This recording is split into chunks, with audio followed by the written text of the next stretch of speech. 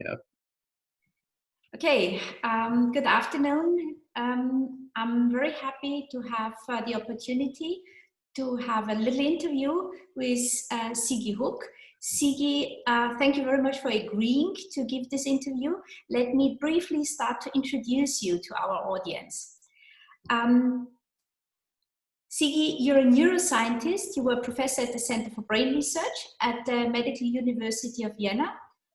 You're now retired, but you're still highly active. You're still a guest researcher at the Center for Brain Research, and you're continuing to advocate for neuroscience in Austria and in Europe. And you have been the president of the Austrian Neuroscience Association until the beginning of this year. And in context with the Austrian Neuroscience Association, Anna, I would like to ask you a few questions, Sigi. Is this all right? Hi, Isabella. It's my pleasure. Okay, Sigi, let me just put the screen share on.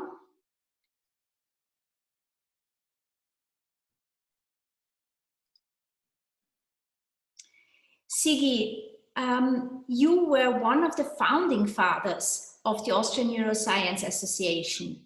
What were the main reasons for founding this association, and what were the aims you wanted to achieve? Well, looking back in history, our society evolved from a series of neurobiology symposia that were organized by Friedrich Barth in Alternstraße in Vienna.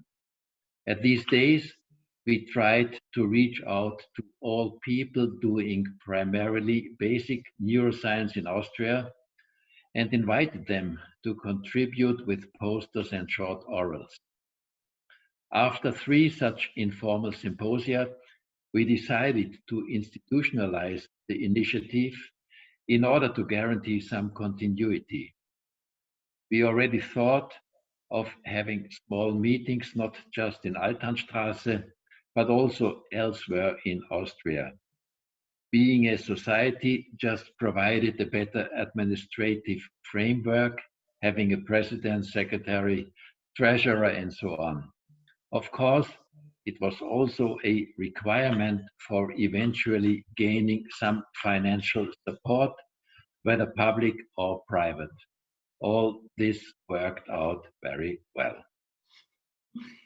I agree. I share the next question with you.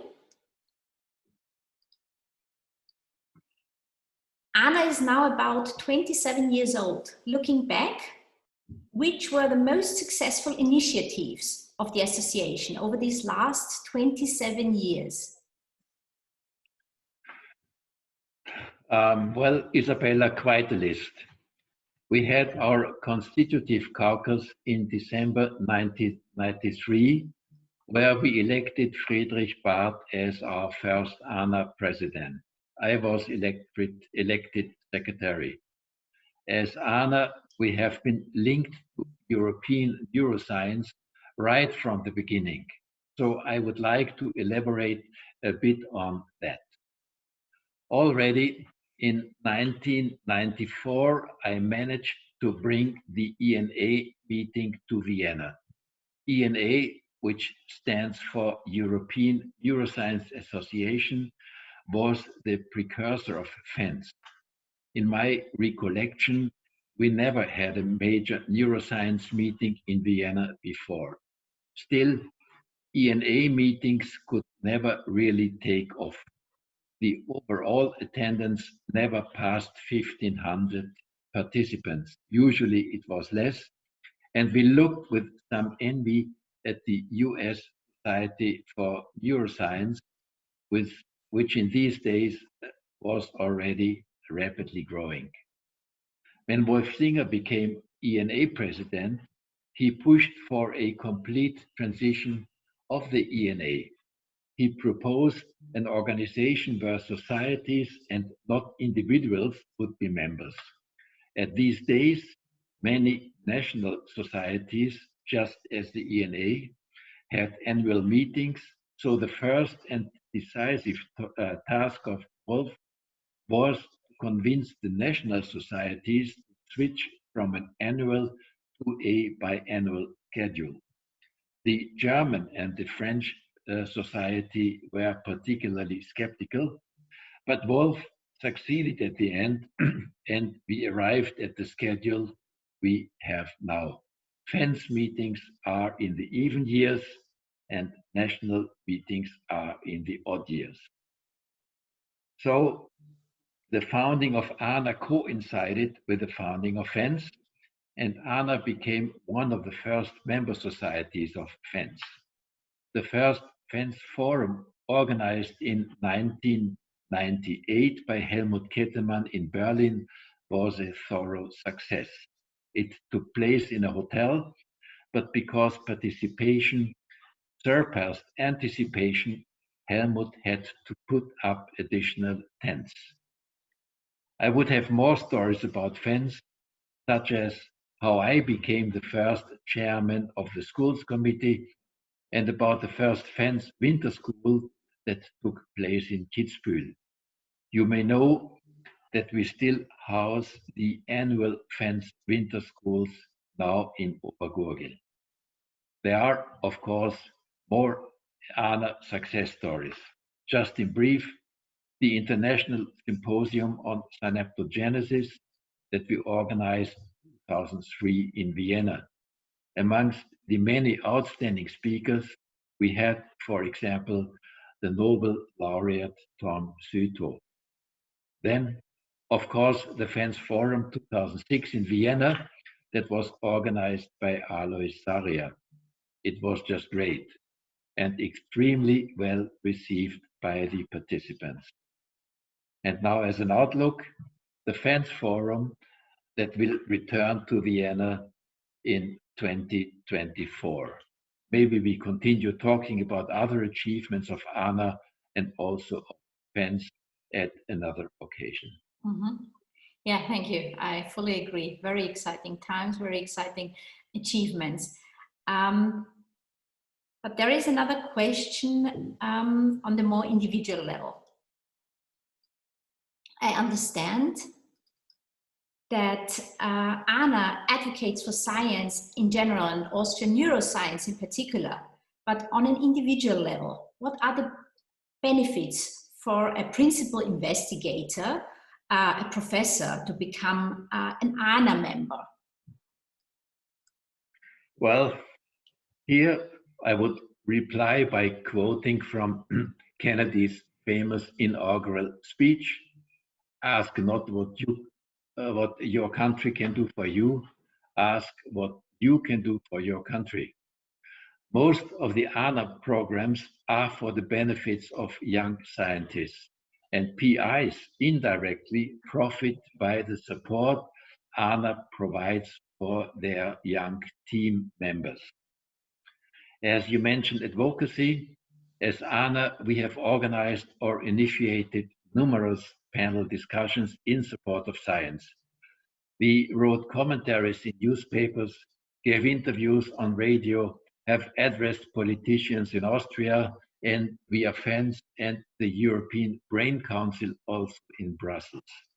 Who else but the scientific community should remind politics about the necessity of research and innovation, in particular these days?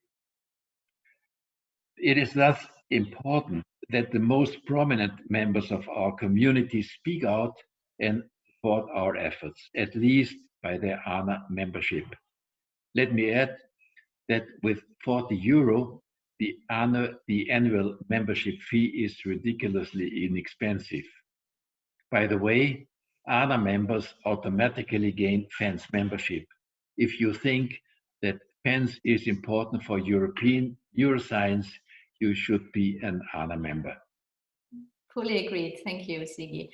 But that brings me immediately to the next question, which you have already partially mentioned.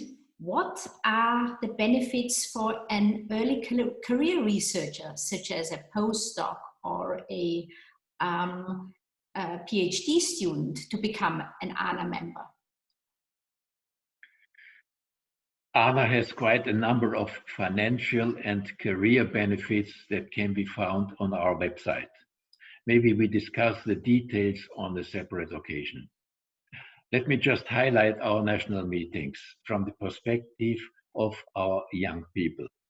Here, we provide the opportunity to gain first experience for presenting data and to learn from other research areas. More than at the large international meetings, our meetings offer the opportunity to talk to prominent plenary speakers, maybe on science, or by exploring the chances of eventually working in their labs. Personal contacts do help in this respect. Of course, ANA meetings are overall much less expensive than FENS, not to speak of SFN meetings, not only by registration fees, but also by considering travel and accommodation. Speaking about money, for students, the ANA annual membership fee is just €15. So not becoming a member can hardly be explained by financial reasoning. ANA meetings are multidisciplinary. I quite often hear that one profits more when attending specialized conferences.